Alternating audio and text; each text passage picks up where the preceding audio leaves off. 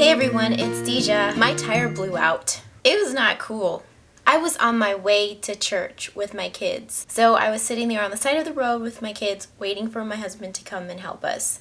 And I kept thinking, okay God, what's the lesson for today? After waiting for about 45 minutes for my husband to come, working on the car, I was like, I guess there's no lesson today. But then I remembered that we are learning about Nehemiah at church. If you don't know the story about Nehemiah, Nehemiah was a man who was the cupbearer to the king, which is a really important position. Nehemiah heard that the wall of Jerusalem was broken down and it really burdened his heart, and he wanted to go back and repair the wall. The wall is really important because it provides safety and security for the people of the city. So he went back and he rebuilt the whole wall, and he brought the city together, and he got the people to start acting right and to stop taking advantage of each other.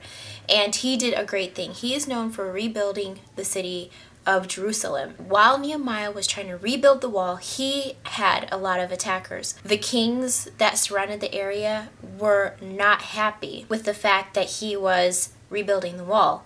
They became very angry. Deja, where does it say that in the Bible? Right here, Nehemiah 4, verse 7. Now it happened when Sanballat, Tobiah, the Arabs, and the Ammonites, and the Ashdodites heard that the walls of Jerusalem were being restored, and the gaps were beginning to be closed, that they became very angry, and they all of them conspired together to come and attack Jerusalem and create confusion. Oh no, you didn't just pull out your Bible on the internet. Oh yes, I did pull it out because I'm risque like that. If you can't pull your Bible out on the internet, where else can you pull it out? In church. Okay, but where else? When you do your daily devotions?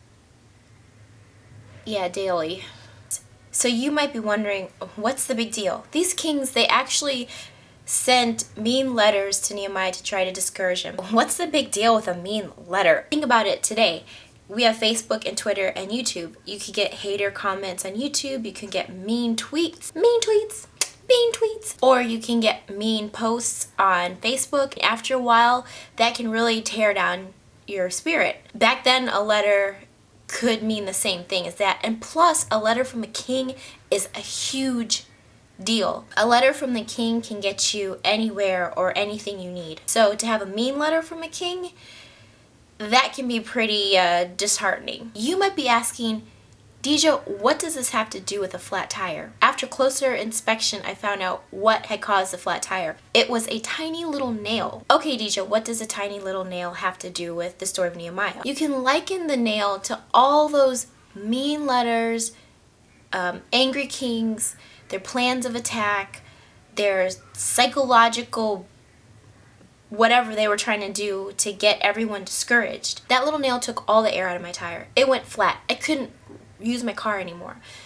The same thing, those mean comments, those mean letters, all the discouragement can take the air out of what you're trying to do. You just can't let those little nails hit you. You have to keep going. And Nehemiah was able to not let that little nail get into his system. He was able to keep rolling, to keep going, to keep moving forward, just to roll.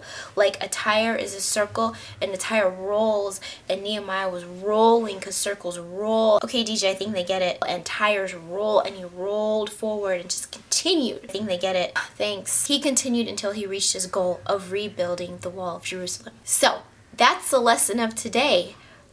For you to be encouraged to keep doing the things that you're doing towards your dreams, and to not let the little nails of life get into you and take out your air. That's it for today. Bye.